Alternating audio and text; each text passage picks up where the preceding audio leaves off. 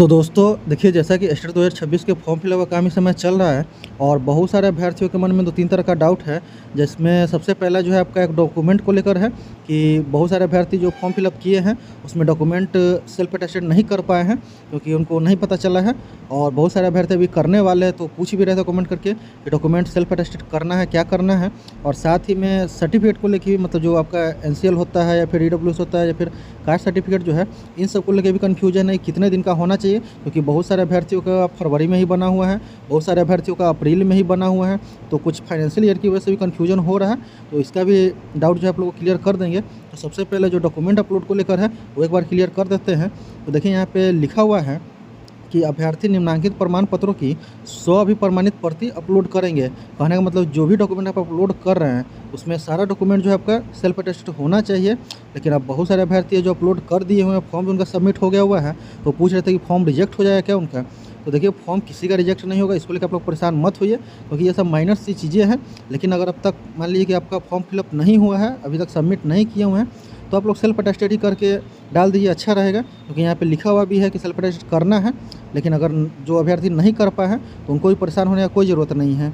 तो ये हो गया आपका डॉक्यूमेंट को लेकर। चाहे कोई भी आप डॉक्यूमेंट अपलोड कर रहा है, आपका मैट्रिक हो गया, इंटर हो गया, सारा का जो है जीरोक्स करवाइएगा तो उस पर 100 भी प्रमाणित में आपको सिर्फ और सिर्फ अपना नाम लिख दीजिएगा। फिर उसके बाद आप अपना डेट लिख दीजिएगा जिस डेट में मतलब अपलोड कर रहे हैं, और बाकी आप आपका जो सिग्नेचर है वो कर दीजिएगा। बस ये 2-3 चीज़ें हैं जो आप उस डॉक्यूमेंट पे करके नीचे की तरफ कर दीजिएगा, जहाँ खाली जगह देख के उसके बाद वहाँ से अपलोड कर दीजिएगा। तो ये हो गया आपका डॉक्यूमेंट को लेकर।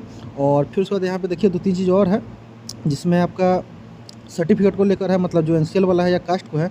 तो देखिए, आपका एनसीएल हो चाहे ईडब्ल्यूएस हो, कोई भी सर्टिफिकेट हो, आप लोग सर्टिफिकेट पे लिखा रहता है कि इशू डेट से आपका 1 ईयर तक वैलिड रहता है। तो बहुत सारे अभ्यर्थी हैं जिनका फरवरी में बना हुआ है या फिर जनवरी में ही बना हुआ है और 2026 में ही बना हुआ है, तो वो सारे अभ्यर्थी कन्फ्यूज हो रहे हैं कि उनका वैलिड होगा कि नहीं होगा। तो आपका 100% वैलिड होगा, इसको लेकर आपको कहीं परेशान होने का ज़रूरत नहीं है या इसमें मतलब कन्फ्यूज होने का ज़रूरत नहीं है कि आपका वैलिड होगा कि नहीं। क्योंकि सर्टिफिकेट पे भी आप देखिएगा, एनसीएल होगा या चाहे फिर ईडब्ल्यूएस होगा, उस पर लिखा होगा कि इशू डेट से आपका 1 साल तक वैलिड रहता ही है वो डॉक्यूमेंट। ठीक है, तो आप लोग फाइनेंशियल ये को लेकर परेशान मत होइए, आपका कहीं कोई दिक्कत नहीं होने वाला। आप वही डॉक्यूमेंट अपलोड कर दीजिए। बाकी हाँ देखिए, जैसा मान लीजिए कि आपका अगर 3 साल 4 साल 2 साल पुराना है तो फिर वो वैलिड नहीं माना जाएगा। ये एनसीएल का बता रहे हैं और ईडब्ल्यूएस का, वो सब 1 साल के लिए वैलिड होता है। लेकिन अगर आपका कास्ट सर्टिफिकेट हो गया या मान लीजिए डोमिसाइल हो गया या इनकम हो गया, तो इनकम आपका बदलते रहता है। लेकिन आपका कास्ट जो हो गया या फिर डोमिसाइल हो गया, बहुत न के बराबर मतलब बदलता है। तो जब आप चेंज करवाइएगा डोमिसाइल, मतलब आपका अगर चेंज होता है पता होता तो ही उसके इसमें अपडेट करवाया जाता है, नहीं तो अगर नहीं भी करवाए हैं तो कोई दिक्कत नहीं है। अगर आपका मान लीजिए कि कास्ट सर्टिफिकेट ही है जैसे, तो वो भी आपका परमानेंट वैलिड होता है, उसका कोई मतलब लिमिट नहीं होता है।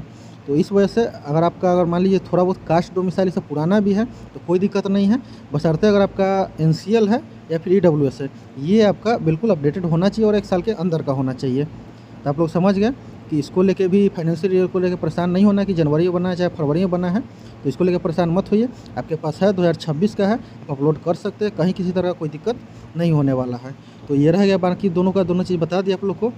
बाकी इससे जुड़ा और भी कोई डाउट आएगा तो आप लोग कमेंट करके पूछ लीजिएगा, कोशिश करेंगे कमेंट में ही आप लोग का डाउट क्लियर कर देने का, नहीं तो फिर अगली वीडियो में उस पर चर्चा कर लेंगे।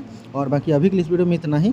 और चैनल पे पहली बार आए तो वीडियो को लाइक करके चैनल को भी सब्सक्राइब कर लीजिएगा, ताकि एस्टेट 2026 और TRE 4 से जुड़ा दोनों अपडेट आप लोग को मिलता रहे। Thank you.